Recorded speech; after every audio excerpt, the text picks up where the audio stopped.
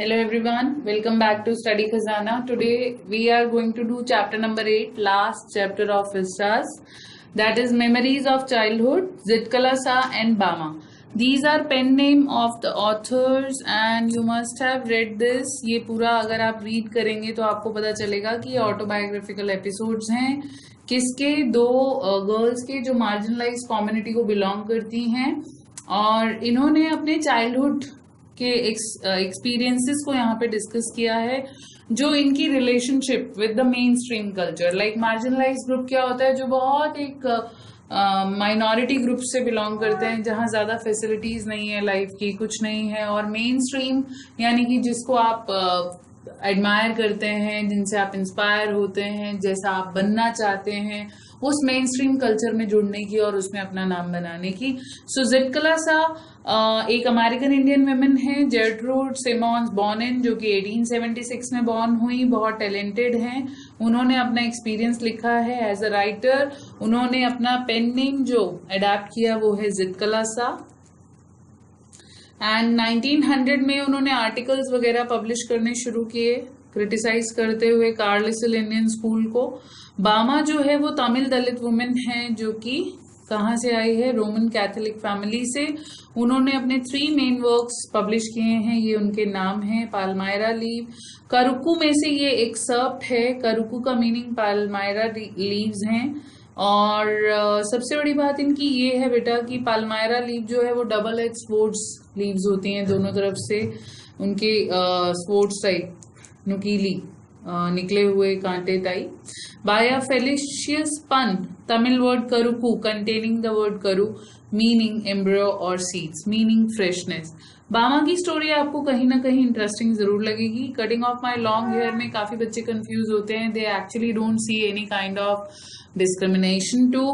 So let's read that. The first day in the land of apples was a bitter cold one, for the snow still covered the ground and the trees were bare.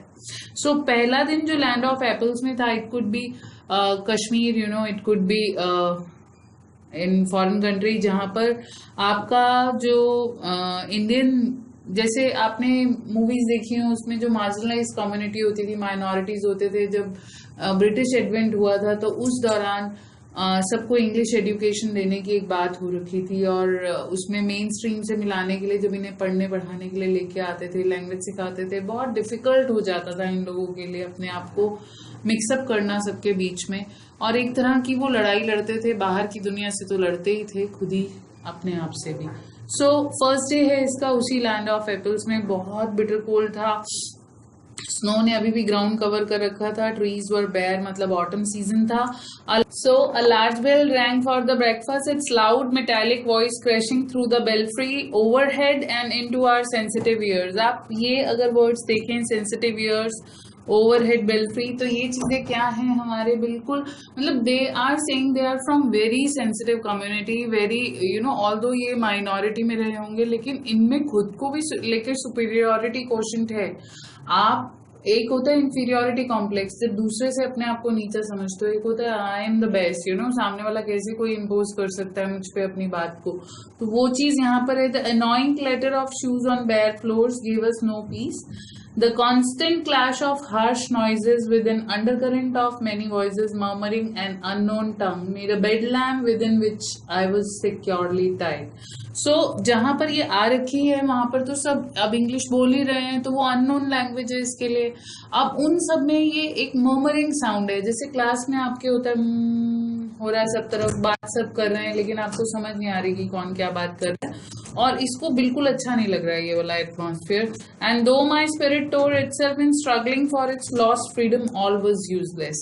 इसकी खुद की जो freedom है वो खत्म हो रही है और वो इसको सब यूजलेस लग रहा है कि वाई एम आई हियर। होता है many time it happens, you know you think that why these all are happening to you but you do not have answer और इसके पास भी नहीं है इस चीज का। A pale faced women with white hair came up after us. We were placed in a line of girls. आप यहाँ देखेंगे कहीं कहीं जो words हैं वो exactly जैसे इंग्लिश में लिखे जाते हैं exactly वैसे नहीं है, जैसे हम queue of girls देंगे यहाँ पे लिखे हुए ना, तो वो एक चाइल्डहुड टच देने के लिए और एक थोड़ा अपनी कम्युनिटी को बड़ा दिखाने के लिए, जिसमें नेटिव लैंग्वेज नहीं है तो प्रोफिशिएंसी की कमी हो सकती है, ऐसा शो करने के लिए भी उनके article as it is form में पब्लिश हुए हैं। So who are marching into the dining room, सबके सब एक डिसिप्लिन एनवायरनमेंट के अंदर डाइनिंग रूम में आते हैं। ये सबकी सब इंडियन गर्ल्स हैं, सब ने स्टिफ शूज पहन रखे हैं, क्लोजली क्लिंगिंग ड्रेसेस, एकदम tight dresses. The small girls वोर स्लीव्ड एप्रन्स एंड शिंगल्ड हेयर। लेकिन यहाँ सबसे कॉमन बात है डिसिप्लिन की कि सबके हेयर जो है शिंगल हो चुके हैं, छोटे छोटे छोटे छोटे कटे हैं विदाउट एनी स्टाइल, जिसको बॉय कट भी कह सकते हो आप। As I walk noiselessly in my soft moccasins, अब ये जिस बैकग्राउंड से आई है वहां पर ये हाई फाई स्टाइल को ये स्टाइल नहीं मानते हैं। गर्ल्स के लिए बहुत सिंपल और डिफरेंट एक स्टाइल स्टेटमेंट है, जिसमें उनको बहुत शांत, बहुत धीरे बोलना है, एक बहुत सदी हुई चाल से चलना है, शूज की आवाज नहीं आनी चाहिए। और मुकेजिन होते हैं cloth shoes made up of canvas और क्लोथ्स। सो इसको उस फ्लोर में ऐसा लग रहा है जैसे she is sinking into it. For my blanket had been stripped from my shoulder, इसके शोल्डर्स पे से जो ब्लैंकेट था, लाइक जैसे आपके हमारे कल्चर में दुपट्टा वैल्यू रखते हैं, इनके कल्चर में ब्लैंकेट रखते होंगे, तो विदाउट ब्लैंकेट अब जब इसको मूव करना पड़ रहा है सबके सामने, इसे बहुत ऑड लग रहा है। और ये अगर दूसरे इसको जिस नजर से देख रहे होंगे, ये उनके लिए, इंडियन गर्ल्स के लिए इसने कहा है कि खुद को देखा है ये कितनी इमॉडेस्ट लग रही हैं इतने टाइट कपड़ों में, तो why they are looking at this, you know. यहाँ का डिस्क्रिमिनेशन एक ये भी है कि खुद से क्रिएटेड वर्जन भी है, और जज करने वाला इंसान ये सोचता है कि why people are like this. वहीं पर जब उसको खुद जज किया जाए तो वो भी कुछ ना कुछ ऐसा कंपैरिजन सेट करता है जिसमें अनरीजनेबल हो जाता है कई बार वो पर्सन, और यहाँ पर वो वही चीज आ रही है। I looked hard at the Indian girls who seem not to care that they were even more immodestly dressed than I. तो हो सकता है किसी ने इसको इस तरह की लुक दी हो जिसमें इसको इन्फीरियोरिटी फील हुआ हो, लेकिन ये उसका आंसर बैक है to those Indian girls who were in tightly fitting clothes. So while we marched in, the boys entered at an opposite door. जैसे ही ये एंटर हुए, सामने से बॉयज की क्यू आ रही है। इसने 3 यंग ब्रेव्स को ढूंढा है उस पार्टी में, came in our party.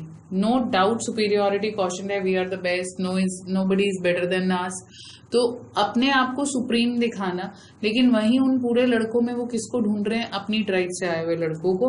A small bell was tapped, अब एक छोटी बेल टैप हुई है, और जिसमें से उस बेल का मतलब क्या था कि हर कोई एक चेयर निकाल लेगा टेबल के नीचे से। इसने क्या सोचा? इसने सोचा कि इसका मतलब है बैठ जाओ, और ये फटाफट से बैठ गई। I pulled out mine at it once, slipped into it from one side, और उसमें बैठ गई। But when I turn my head I saw that I was the only one seated and all the rest at our table remain standing. अब जैसे ही इसने सिर घुमा के देखा सारे तो खड़े हैं, मैं अकेली बैठ गई। जैसे ही उठने लगी, अगेन एक स्मॉल बेल टैप हुई, जिसका मतलब था बैठना। ये वापस स्क्रॉल बैक करके उसमें बैठ गई। So I saw that I was the only one seated. Just as I began to rise, looking shyly around to see how chairs were to be used, a second bell was sounded. All were seated at last. I had to crawl back into my chair. और मुझे पूरा crawl करते हुए chair पे वापस बैठना पड़ा। आप वर्ड का सिलेक्शन यहाँ देख सकते हो बेटा। क्रॉल बेबीज की वॉक को बोलते हैं, जो घुटनों के बल करते हैं। तो पूरा चीजों को एक्सप्लेन ना करके इस तरह से लिखा जाना जिसमें चीजें समझ आ जाएं और विजुअलाइज हो जाए आपके सामने, बहुत अच्छी चीज है। I heard a man's voice at one end of the hall and I looked around to see him, but all the others hung their heads over their plates. As I glanced at the long chain of tables, I caught the eyes of a pale-faced woman upon me. Immediately, I dropped my eyes, wondering why I was so keenly watched by the strange woman. अब ये वहां बैठ के इसका सिर घूम रहा है इधर उधर, सब तरफ देख रही है, हर कोई नीचे करके बैठा है।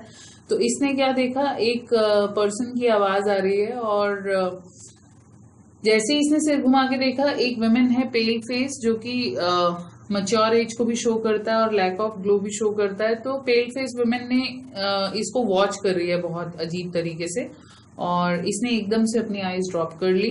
The man ceases his mutterings, ceases मतलब स्टॉप कर दिया, मटरिंग मतलब बड़बड़ाना। अब देखो हम तो वैसे जिटकला सा के हिसाब से पढ़ रहे हैं ये चीज कि उसके साथ क्या डिस्क्रिमिनेशन हुआ, but we should not always bother to one person talk, you know. एक पर्सन जो भी बोलता है जिस भी बारे में, ऑब्वियसली हमें वो बेस्ट लगता है क्योंकि हमने दो सेकंड साइड की बात कभी सुनी ही नहीं, राइट। अब यहाँ पर एक पर्सन तभी रिस्पेक्टेबल है अगर वो दूसरे को भी उतनी ही रिस्पेक्ट दे जितनी वो खुद को डिमांड करता है। तो अगर वो मैन, आपको पता है क्या मटरिंग कर रहा था, अपनी प्रेयर्स बोल रहा था, तो हम किसी और की प्रेयर्स को मटरिंग कैसे कह सकते हैं और अपनी प्रेयर्स को बड़ा मान के चल सकते हैं।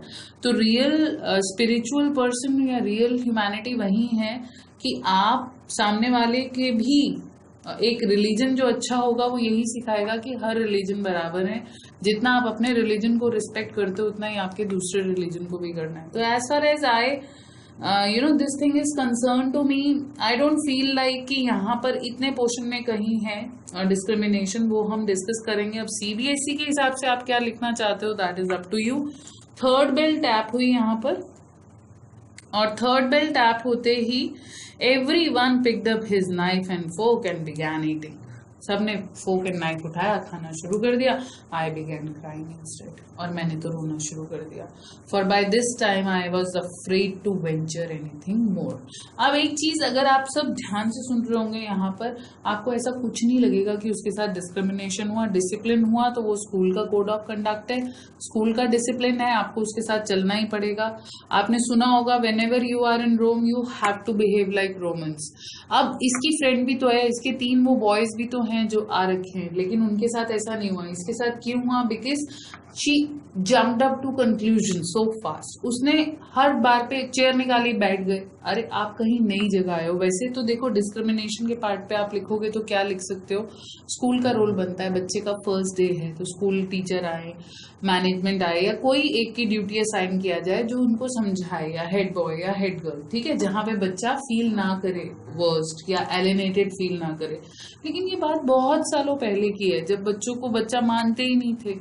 सो उस कंडीशन में ये बहुत सेंसिटिव बच्ची है, और इसने भी बजाय वेट करने के अपने हिसाब से चलना शुरू कर दिया। जब आप किसी न्यू प्लेस पे होते हो, आपको हमेशा दूसरों को ऑब्जर्व करना बनता है, तभी आप अपनी बात को या तो उनको फॉलो कर सकते हैं या फिर आप अपनी एम्बैरेसमेंट से बच सकते हैं, राइट।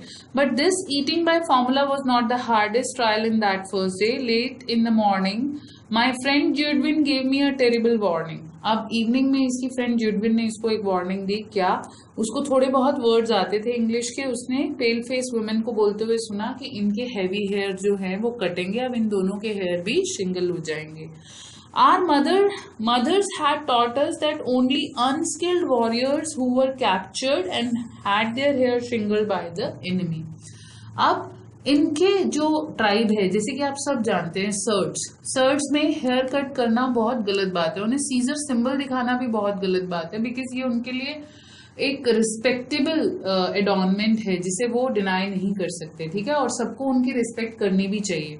सो आज की डेट में जैसे हम समझते हैं कि हाँ उनको हेयर नहीं कट कराने हैं या उनको टर्बन पहनना जरूरी है, तो गवर्नमेंट भी कोऑपरेट करती है, बाहर के नेशन में भी उनके साथ कोऑपरेट किया जाता है, क्योंकि उसको यूज करके कोई गलत काम करते हुए नहीं दिख सकता है। तो यहाँ पर ये भी एक ऐसी ट्राइब है जहां पर सिंगल हेयर वही रख सकता है जो या तो कोई वॉर हार गया हो, यानी कि, या फिर जो कॉवर्ड हो, कायर हो, जो दिखने में जिसको लड़ाई वगैरह नहीं आती है, जो बोल्ड पर्सन नहीं है। सो ये बचपन से सुनते आए हैं। अब ये बाल कैसे कटवा लेंगे? नहीं कटवा सकते, क्योंकि इनके बिलीफ सिस्टम के अगेंस्ट है। जो कुछ भी है वो हमारा बिलीफ सिस्टम है। आज आप मान लीजिए हिंदू हैं, मान लीजिए मुस्लिम हैं, कुछ भी है, अगर आप दूसरी कल्चर में बॉर्न हो जाते, दूसरे रिलीजन में बॉर्न हो जाते, तो वही कल्चर आपका हो जाता, वही रिलीजन आपका हो जाता, फिर हमारा बिलीफ सिस्टम भी बदल जाता। तो ऐसा कुछ नहीं है कि अब अगर हम ये कहें कि अरे भाई हम हिंदूज में ये वाला कल्चर है, सर्ड्स में ये है, मुस्लिम्स में ये है, तो सैल्वेशन किसी को नहीं मिलेगा क्या? ऑलमोस्ट एक दूसरे से अगेंस्ट ही जाते हैं कहीं कहीं जगह पर, तो जहां हमने जाना है। लेकिन सबसे बड़ी बात है वो है आपकी अपनी बिलीफ सिस्टम और आपकी कॉन्शियंस, आप किस चीज को कितना हावी होने देते हो अपने ऊपर। तो यहाँ पर अब उसको ये चीज बचपन से सुनते आ रहे हो और उसे लगा बाल तो छोटे कराने नहीं है बॉस, किस चीज का सिंबल बन जाएगा ये तो कि मैं कॉवर्ड हो गई, राइट। अब मुझे दूसरे की नजरों में प्रूव कराना है तो मुझे बाल लंबे लंबे रखने पड़ेंगे, मैं तो बोल्ड हूँ या मैं तो करेजियस हूँ। So among our people short hair was worn by mourners और सिंगल हेयर बाय कॉवर्ड्स। ये क्वेश्चन बहुत इंपॉर्टेंट है, आपसे पूछा जाए तो आपने यही टर्म में आंसर देना है कि इसीलिए वो नहीं चाहती थी कि उसके बाल कटे। Okay, we discussed our fate some moments and when Judewin said we had to submit because they are strong I rebel. अब जुडविन जो थी वो बहुत प्रैक्टिकल थी, उसे पता है एक पूरे सिस्टम के आगे लड़ रहे हैं क्या होगा। आप प्रैक्टिकल के साथ साथ थोड़ा ये भी कह सकते हैं कि थोड़ा सा उसके अंदर ये था कि यार उसने फाइट करने से पहले ही गिव अप कर दिया, या इन लोगों ने एक तरीका गलत चूज किया जिस तरह से जाना चाहिए था और बात करनी चाहिए थी। हालांकि जुडविन बहुत प्रैक्टिकल है, उसे पता है कि उस समय में कोई इनकी सुनने वाला नहीं है और उनके हिसाब से ही वो अपने डिसीजन लेंगे। तो इसने कहा लड़ धड़ के भी क्या फायदा जब एंड में हमने करने ही है सिंगल हेयर। लेकिन इसने कहा नहीं, मैं पहले फाइट करूंगी, मैं पहले सबमिट नहीं करूंगी। I will not submit, I will struggle first, I answer. I watched my chance and when no one noticed I disappeared. I crept up the stairs as quietly as I could in my squeaking shoes. अब वो फटाफट ऊपर गई जितना वो जा सकती थी। इसके मोकेजिन्स एक्सचेंज हो चुके थे शूज से, अब इसे भी शूज दे दिए गए थे। Along the hall I pass without knowing whither I was going. ये विदर की स्पेलिंग आप देख रहे होगे, आर्काइक इंग्लिश है, वेदर ही है ये। Turning aside to an open door I found a large room with 3 white beds in it. वहां उसने देखा 3 white बेड जो थे, which made the room very dim, और कर्टेन थे सब तरफ डार्क ग्रीन कलर के। और ये थैंकफुल थी इस बात के लिए कि that no one was there, और ये चुपचाप जाके सबसे फारदेस्ट डोर के पास जाकर एक बेड के नीचे जाके छुप गई डार्क कॉर्नर में। From my hiding place I peered out shuddering with fear whenever I heard footsteps near by. अब डर के मारे कांपने लग गई, जब जब ये अपने आसपास पे कोई भी फुटस्टेप्स सुनती ये कांप जाती बहुत ज्यादा कि अब क्या होगा। और हॉल में बहुत तेज आवाजें आ रही थी, यहाँ तक कि जुडविन भी जो थी वो इसका नाम लेकर इसे बुला रही थी। इसने I did not open my mouth to answer, इसने अपना मुंह नहीं खोला। Then the steps were quicken and the voices become excited, the sounds came nearer and nearer, women and girls entered the room. और women और गर्ल्स जितनी भी थी वो रूम में एंटर हुई। इन्होंने अपनी I held my breath and watch them open close the door, और ये सांस रोक के वहां पड़ी रही कि कोई मुझे ऑब्जर्व ना कर ले। और वो दरवाजा बंद कर रहे हैं, खोल रहे हैं, peak behind large Trunks. Someone threw up the curtains and the room was filled with sudden light. उसने कहा पता नहीं किसी ने पर्दा हटा दिया तो पूरे रूम में लाइट हो गई। What caused them to stoop, ये समझ नहीं आया इसे कि किस कारण से किसी के मन में आया कि मैं झुक के देखती हूँ या झुक के देखता हूँ। ये दिख गई उन लोगों को। Look under the bed, I do not know. I remember being dragged out. और इसे क्या याद है, खींच के इसे बाहर निकाला। दो आई रेजिस्टेड, ये भी किकिंग कर रही है, सबको मार रही है, स्क्रैच कर रही है वाइल्डली। और in spite of my self मतलब मेरी विश के अगेंस्ट इन लोगों ने मुझे क्या किया, tight fast in a chair, मुझे पकड़ा और चेयर के साथ टाइटली बांध दिया। I cried allowed shaking my head all the while until I felt the cold blade of the Caesar। सिर हिलाती रही, टांगे मारती रही, हाथ पैर चलाती रही। अचानक से इसको अपने गर्दन पे सीजर्स के ब्लेड्स फील हुए और पता चला जी मेरे ब्रेड कट गए, इसके भी सिंगल हेयर हो गए। So heard him gnaw off my thick braids, one of my thick braids. Then I lost my spirit। क्योंकि आपका बिलीफ सिस्टम चैलेंज कर दिया ना किसी ने। अगर आपका बिलीफ सिस्टम ही चैलेंज हो जाए तो वो आपकी एग्जिस्टेंस को ही छीन लेगा, और वो अपने आप में एक इमोशनल ट्रॉमा, एक इमोशनल टाइफून, एक इमोशनल स्टॉर्म से कम नहीं होता उससे बाहर आना। और इस समय वो उसी स्टेट ऑफ माइंड में है। पीपल हैड स्टेयर्ड मी, अब देख रही है हर कोई इसे स्टेयर कर रहा है। और इससे भी बस पता है क्या किया, I had been tossed about in the air like a wooden puppet, now my long hair वो शिंगल लाइक अ कॉवर्ड्स, और मेरे जो लॉन्ग हेयर थे वो शिंगल हो चुके थे कॉवर्ड्स की तरह। इन माई एंग्विश, अपने गुस्से में इसने अपनी मम्मा को याद किया। क्यों? क्योंकि no one came to comfort her, कोई भी उसको कम्फर्ट करने नहीं आया, कोई सोल ने उसको रीजन नहीं किया, as my own mother use to do, for now I was only one of many little animals driven by a herder। ये लाइन बहुत इंपॉर्टेंट है, इस पे आपको क्वेश्चन पूछा भी जाता है कि हर्डर किसको कहा गया है। हर्डर कंपेयर किया गया है यहाँ पर स्कूल मैनेजमेंट सिस्टम को, और जो एनिमल्स हैं वो बच्चे हैं यहाँ पर। इसमें उन्होंने बिना कुछ कहे एक चीज को बहुत अच्छे से एक्सप्लेन कर दिया कि बच्चे जो हैं वो क्या है, हर कोई अपने अपने आप में यूनिक है, और हमें हर किसी की यूनिकनेस को मेंटेन रहने देना चाहिए as a teacher, as a parent. और एक बच्चे के को ये जानना बहुत ज़रूरी है कि वो कहाँ जा रहा है, और जहाँ वो जा रहा है उनको उस बच्चे के बारे में जानना बहुत ज़रूरी है। नो डाउट यहाँ पर हम देख सकते हैं कि उसके साथ एक मिसबिहेव हुआ। पहला जो हो सकता था तरीका वो ये कि मैनेजमेंट को अंडरस्टैंड करना चाहिए था, इनकी ट्राइब को, उनको समझना चाहिए था बच्चे आए हैं, ये कौन सा तरीका है, ये जानवरों वाला तरीका भी नहीं है, जबरदस्ती किसी को लेके बिठा दो, चेयर पे बांध दो, बाल कट कर दो, यू नो। ये एक बहुत ही वर्स्ट सिस्टम था जो शायद हम लोगों के स्कूल टाइम में भी हमने टीचर्स को इस तरह के वर्स्ट पनिशमेंट देते हुए, वर्स्ट बिहेवियर करते हुए we have seen. You guys are lucky, these days you won't see these kinds of problem because you alone are eligible enough to tackle with these kinds of teachers।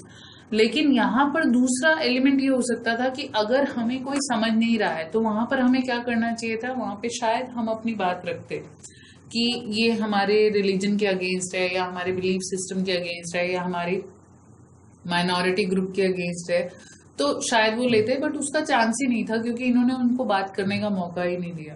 तो ये question आपको इस वाली story में से पूछा जाता है, आप ये लिख देना। सेकंड स्टार्ट होती है हमारी we too are human beings.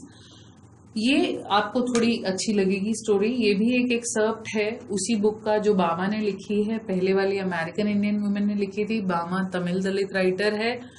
बामा ने ये चीज कहा कि जब वो 3rd क्लास में पढ़ती थी, आई hadn't yet heard people speak openly of untouchability। तो 3rd स्टैंडर्ड में पढ़ने वाला बच्चा उस टाइम में आप मान सकते हो 11-12 साल का या 10-11 साल का होगा, क्योंकि 5-6 साल के बच्चों को स्कूल में डाला जाता था, लेकिन तब भी ये छोटे ही माना जाता था इतने बच्चों को, और अनटचेबिलिटी वगैरह इन्होंने कभी सुना नहीं था। तो एक एक्सपीरियंस इसके सामने हुआ जिसके बाद इसकी लाइफ का टर्निंग पॉइंट आ गया। ये क्वेश्चन अक्सर कई बार हमसे पूछा जाता है और आपको वही चीज को आंसर करना है। तो यहां इसने क्या कहा, I had already seen, felt, experienced and been humiliated by what it is. So इसने देखा भी था, एक्सपीरियंस भी किया था और ह्यूमिलिएट भी हुई थी। I was walking home from school one day, old bag hanging from my shoulder. It was actually possible to walk the distance in 10 minutes। Question आता है ये कि जब स्कूल से घर पहुंचने का जो टाइम था वो 10 मिनट्स का था, तो ये कम से कम 45 मिनट्स to 1 hour क्यों ले लेती थी। ये नेक्स्ट 3 पैराग्राफ्स आपके उसी पे बेस्ड है, उनमें से 5-6 चीजें भी आप लिख देंगे तो चलेगा। Usually it took me 30 minutes at the very least, कम से कम 30 मिनट तो लगते ही थे। ये ज्यादा से ज्यादा half an hour to 1 hour भी ले लेती थी, दौड़ घूमते फिरते जाते हुए। Watching all the fun games that were going on, all the entertaining novelties and oddities, जितनी नौटंकियां, जितना कुछ अजीब सा उसको गली में दिखता था, सबको ऑब्जर्व करते हुए चलती थी। ये एक चाइल्डहुड की ब्यूटी हुआ करती थी बहुत टाइम पहले, जहां बच्चे इतने बर्डनाइज नहीं थे जितने आज की डेट में है। कि आज की डेट में बच्चा होना भी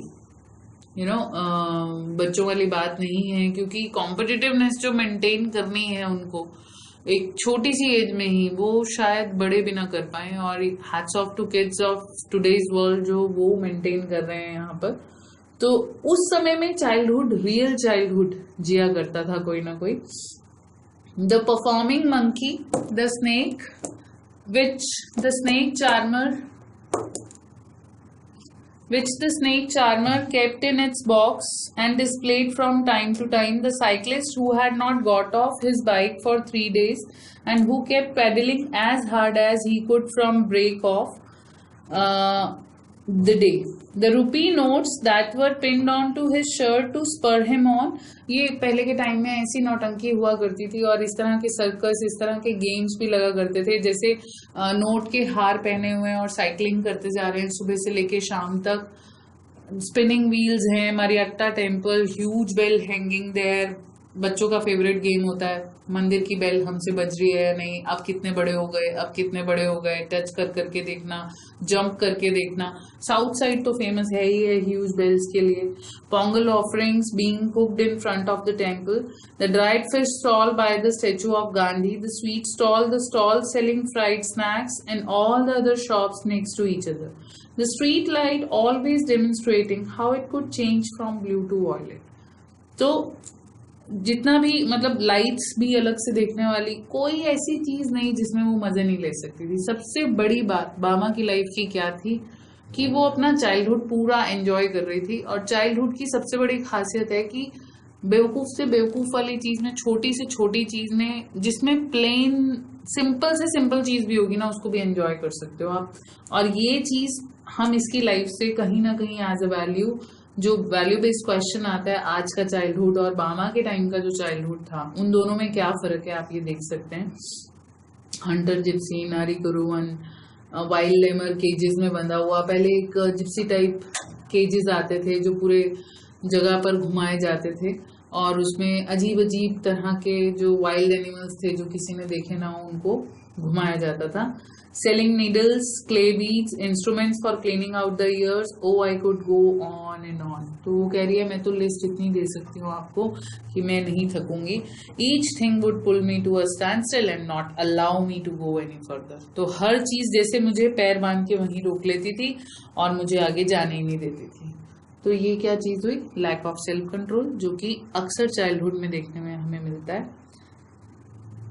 At times, people from various political parties would arrive, put up a strange and harangue us through their mics. वो जो revolutionary speeches दिया करते हैं लोग रिबेल करने के लिए, लोगों को अगेंस्ट करने के लिए. Then there might be a street play or a puppet show or no magic, no miracle, stunt performance. All these would happen from time to time. But almost certainly there would be some entertainment or other going on. तो कुछ ना कुछ इसके school से घर तक के रास्ते में चलता ही रहता था. अब ये खाने के आइटम्स के नाम लेंगी कि जैसे कॉफी क्लब्स बाजार में लगते थे, कैसे वेटर कूल करता था कॉफी को एक टम्बलर ऊपर. ये बच्चों का फेवरेट गेम होता है, इसको लिक्विड रिबन भी बोलते हैं. आप गैलेक्सी गिनीज बुक उठाएंगे या लिम्का बुक उठाएंगे तो उसमें हाईएस्ट लिक्विड रिबन बनाने के भी रिकॉर्ड्स हैं. किस तरह से बिना लिक्विड बाहर गिरे आप जैसे पानी एक गिलास से दूसरे गिलास में पलट रहे हैं, तो वो भी एक गेम टाइप है. अपने काम को एंजॉय करते हुए आप कोई काम करते हैं तो इन सब चीजों को वो एंजॉय करती थी. कैसे लोग अनियन काट रहे हैं और आंखें इधर उधर घुमा के ताकि उनकी आंखों में पानी ना आ जाए. Almost tree growing there and its fruit which was occasionally blown down by the wind. All these sights taken together would tether my legs and stop me from going home. ये सब चीजें मुझे रास्ते में ही रोक देती थी और मैं घर नहीं जाती थी. As if these are living things. और यहाँ पर हम देखेंगे कि एक चीज अगर प्लस था कि she was enjoying her childhood, she was observing each and everything very carefully. But the negative aspect of her personality was that she didn't have any self-control. She didn't have the value of time. She used to waste that time which she could have given to the studies and all, right? And then according to the season, there would be mango, cucumber, sugarcane, sweet potato, palm shoots, gram, palm syrup, palm fruit, guavas, jackfruit. तो ये सब खाने के नाम हैं. ये सब चीजें रोड साइड स्टैंड पे लगती थी. कभी एक दिन कुछ खा लिया. इन चीजों को देखते हुए निकलना. और सेवरी फ्राइड स्नैक्स, पायसन, लस्सी होता है जो हमारे यहाँ लस्सी है, उनके साउथ में पायसन होती है. वो हलवा, बॉइल्ड टैमरिन, इमली के सीड्स एंड आइस लॉलीज, जो आप आइस की वो आइस लॉलीज तो आप जानते ही होंगे अच्छे से, बर्फ की. कैंडीज होती हैं या बर्फ की आइसक्रीम्स होती हैं जो। Gazing at all this one day I came to my street. अब क्वेश्चन जो आना था 10 मिनट से 1 आवर क्यों लगता था, 10 मिनट का रास्ता, ये सब में से थोड़ा थोड़ा आप लिख देंगे कि ये सब देखने में इसका टाइम निकल जाता था। और ये वाली लाइन कि tether her legs and stop her from going home, या फिर ये सब चीजें उसको बांध लेती थी। अब gazing at all this one day I came to my street my bag slung over my shoulder. ऐसे एक दिन वो आ रही थी, ऑपोजिट कॉर्नर से इसकी ट्राइब के कोई बड़े पर्सन आ रहे थे। लैंडलॉर्ड सारी प्रोसीडिंग्स देख रहे थे और स्टोन लेज के ऊपर बैठे हुए थे। Our people were hard at work driving cattle in pairs round and round to tread out the grain from the straw. Straw आप जानते हैं कि जैसे कोलू का बैल होता है तेल निकालने के लिए, तो आसपास जो स्ट्रॉ पड़ा होता है सारा रॉ, उससे उनके माउथ को मजल कर दिया जाता है ताकि वो उसमें मुंह ना मारे। और इस तरह से राउंड राउंड वो घूमता है तो ऑयल वगैरह निकाला जाता है। अब एनिमल्स मजल थे, यानी कि मुंह उनके बंद कर रखे थे। और I stood for a while there watching the fun. अब इसको हर चीज में फन नजर आता है, हर चीज में फन। जैसे सलमान को किक नजर आती है, इसे फन नजर आता है। तो ये देखे जा रही है और एंजॉय कर रही है। उसी समय इसने देखा स्ट्रीट सामने से एक एल्डर, इनके एल्डर मतलब दलित पीपल में से जो इनके बड़े बुजुर्ग हैं वो आ रहे हैं और उन्होंने बड़े अजीब तरीके से एक पैकेट पकड़ा हुआ है, ऐसे बिल्कुल एक थंब और एक फिंगर से पकड़ के कि वो पैकेट। अब ये हंसेगी उस चीज पर कि इतने बड़े अंकल हैं और पैकेट छोटा सा है, उसमें बड़ाई है ज्यादा से ज्यादा और कुछ है नहीं। जिस तरह से उन्होंने पकड़ा ऐसे लग रहा है जैसे पता नहीं क्या पकड़ के लाए, गिर गया तो सारा बड़ाई खुल जाएंगे और नीचे गिर जाएंगे। सो रीड करते हैं। Just then an elder of our street came along from the direction of the bazaar. The manner in which he was walking along made me want to double up. Double up मतलब हंसते हंसते पेट दर्द हो जाना, right. इस manner से वो packet को पकड़ के ला रहे थे कि मेरा हंसते हंसते पेट दर्द लोटपोट हो जाना एक तरह से। तो I wanted to shriek with laughter at the sight of such a big man carrying a small packet in that fashion. I guessed there was something like vadai or green banana bhaji in the packet because the wrapping paper was stained with oil. ये question आता है पता है कि इसका character sketch जब लिखने में आए तो आप ऑब्जर्वेशन इसकी बता सकते हैं उन चीजों को लिख के जो पहले इसने लिखी हैं, प्लस जो इसने बड़ी जल्दी देख लिया कि इसमें वड़ाई होगी या बनाना भाजी होगी। बाद में पता चलेगा वड़ा ही थे उसके अंदर। He came along holding out the packet by its string without touching it. I stood there thinking to myself, if he holds it like that, won't the package come undone and the vadais fall out? अगर packet खुल गया तो वड़ास तो गिर जाएंगे। Elder went straight up to the landlord, bowed low, and extended the packet towards him, cupping the hand. Cupping is like this, cupping the hand towards him. It is a sign of respect. So landlord opened the parcel and began to eat the vadais. तो वड़ा थे वो, उसको पता चल गया। उसमें observation आप लोगों को बता दी कि उसकी सही थी। अब इसने जैसे ये सब कुछ देखा, at last she went home, she told whole incident to her brother. उसने अपने ब्रदर को ये सारा इंसिडेंट बताया एंड शी लाफ्ड। बहुत हंसी, वो बहुत हंसी, लेकिन उसका ब्रदर नहीं हंसा उस बात पे। So my elder brother was there. I told him the story in all its comic detail. मजे ले लेके इसने सारी चीज बता दी। I fell about with laughter at the memory of a big man and an elder at that, making such a game out of carrying the parcel. But Anna was not amused. Anna told me the man wasn't being funny when he carried the package like that. अब Anna is brother. अब इसके brother ने वो खुश नहीं हुए। उन्होंने क्या बोला कि एक्चुअली जो थे इसके जो वो पर्सन थे वो फनी नहीं थे। वो पैकेज को लेकर आए थे क्योंकि वो लोअर कास्ट को बिलोंग करते हैं और जिनके लिए पैकेज लेकर आए थे वो अपर कास्ट को बिलोंग करते हैं। He said everybody believed that they were upper caste and therefore must not touch us. If they did, they would be polluted. That is why he had to carry the package by its string. तो question आए क्यों पकड़ा था, आप answer कर देंगे। अब इसके लिए ये नई बात थी। जैसे इसने ये सुना, I didn't want to laugh anymore, ये और हंसना नहीं चाहती थी। She felt terribly sad. How could they believe that it was disgusting if one of us held that package in his hands even though the vadai had been wrapped first in banana leaf then parcel in paper. उसने सोचा ये लोग सोच कैसे सकते हैं कि इनका छूने से कोई भी चीज वो अनटचेबल हो जाएगी। पहले बनाना में रैप होता है, फिर पेपर में रैप होता है, उसके बाद एक और पॉली बैग होता है या पेपर बैग होता है, उसमें ये चीज आती है. I felt so provoked and angry that I wanted to touch those rich badais myself straight away. Why should we have to fetch and carry for these people? उसके मन में आया क्यों करें हम ये चीज fetch इन लोगों के लिए. Such an important elder of our goes meekly to the shops to fetch snacks and hands them over reverently, bowing and shrinking to this fellow who just sits there and stuffs them into his mouth. The thought of it infuriated me. अब इसे गुस्सा आया कि ये लोग काम करते हैं, उसके बदले में पैसा मिलता है. ये पैसे देते हैं क्यों? क्योंकि हम लोग काम करते हैं. कोई ऑब्लिगेशन तो इसमें है नहीं, तो हम कहाँ से लोअर कास्ट हो गए जो हम ये काम कर रहे हैं. और इसके मन में इतना गुस्सा है, इन्फ्यूरिएशन माने एंगर, कि उसको लगा अभी के अभी जाऊं, इस पैकेट को टच करूं, जिसको वो मुंह में स्टफ कर दूं, उसके मतलब अपने हाथ से बढ़ाई लेके उसके मुंह में स्टफ कर दूं, भर दूं एकदम से, और देखूं कैसे पॉल्यूट होता है वो. तो छोटी सी बच्ची है और बात सुन के बहुत गुस्से में आ गई और उसे लगा हमारे बड़ों के साथ कोई ऐसा कैसे कर सकता है, right. How was it that these fellows thought so much of themselves because they had scrap 4 coins together. क्यों इनके पास 4 पैसे जुड़ गए इसलिए. Did that mean they must lose all human feelings. मतलब इसका मतलब ये है कि पैसा ही सब कुछ है, ह्यूमन फीलिंग्स कुछ नहीं होती. But we too are human beings. हम भी ह्यूमन बींग्स हैं, हमारी भी रिक्वायरमेंट वही है जो इन लोगों की है. Our people should never run these petty errands for these fellows. तो ये छोटे छोटे काम हमारे लोगों को नहीं करने चाहिए. उन्हें समझ आनी चाहिए कि जिस काम के पैसे उनको मिल रहे हैं बस वही करना है, उसके अलावा उनको कोई ऑब्लिगेशन नहीं दिखानी है किसी की तरफ. So we should work in their fields, take home our wages and leave it that. अब इसके ब्रदर ने इसे फिर बताया कि वो यूनिवर्सिटी में पढ़ता था और पढ़ रहा है मतलब इन दिनों जब वो इससे बात कर रहे थे, और he would often go to the library in our neighboring village in order to borrow books. So he was telling her कि one day he was coming back to the university road या library road. There in the middle way, landlord's man came up behind him and thinking him unfamiliar, he asked his name.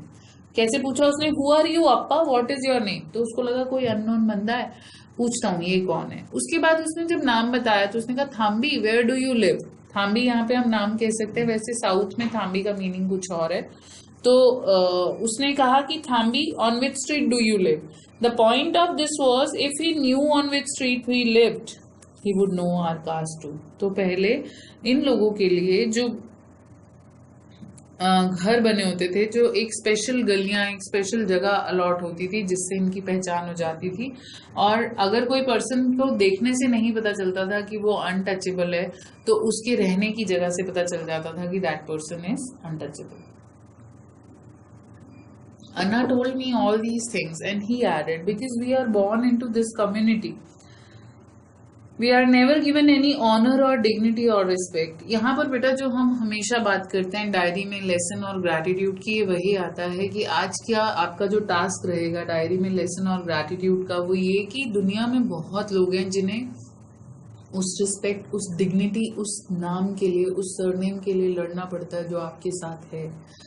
At least we are blessed enough कि हमें इन चीजों के लिए नहीं लड़ना पड़ता. 1 minute को सोचें, अगर हम किसी टेररिस्ट के बच्चे होते, किसी स्वीपर के बच्चे होते, या किसी क्या दुनिया तब भी हमें इतने ही बढ़िया तरीके से डील करती जिस तरह से इस समय ट्रीट कर रही है. I am not saying this profession is low, I am asking about the mindset of the people. ये चेंज करने की जरूरत है और आप बच्चे ही चेंज कर सकते हैं इस चीज को. तो वैल्यू द वर्क. जिस तरह से अगर हम अनटचेबिलिटी को जोड़ते हैं कि वो एक लो वर्क करते हैं, तो अगर एक दिन भी क्या हम इनके बिना अज्यूम कर सकते हैं? नहीं कर सकते हैं. और अगर आप देखें तो सबसे बड़ा काम है जो ये लोग कर रहे हैं, और उसी में ही उनको रिस्पेक्ट नहीं मिल रही है. ये अपने आप में कितना बड़ा आज की डेट की भी हार्श रियलिटी है हमारे इंडिया की, जहां आपको ये डिस्क्रिमिनेशन दिखेगा. और ये तो फिर कितने सालों पहले लिखा हुआ है. तो उसके ब्रदर उसको समझाते हैं कि हम लोगों को ना ऑनर मिला, ना डिग्निटी मिली, ना ही रिस्पेक्ट मिली. We are stripped of all that if we study and make progress. और साथ ही उसके भैया ने उसको एक सॉल्यूशन दिया. कहा अगर हम लोग पढ़ लिख जाते हैं, तरक्की कर जाते हैं अपनी लाइफ में, we can throw away these indignities. हमारा यहाँ से ऊपर आने का एक ही रास्ता है, वो है पढ़ाई, पढ़ाई, पढ़ाई. और लाइफ में कुछ बनना, क्योंकि आपकी जो पोस्ट है ना वो आपको बहुत रिस्पेक्ट दिलाती है। तब इंसान भूल जाता है कि ये टचेबल है या अनटचेबल है, और उसमें एजुकेशन का बहुत जबरदस्त रोल है।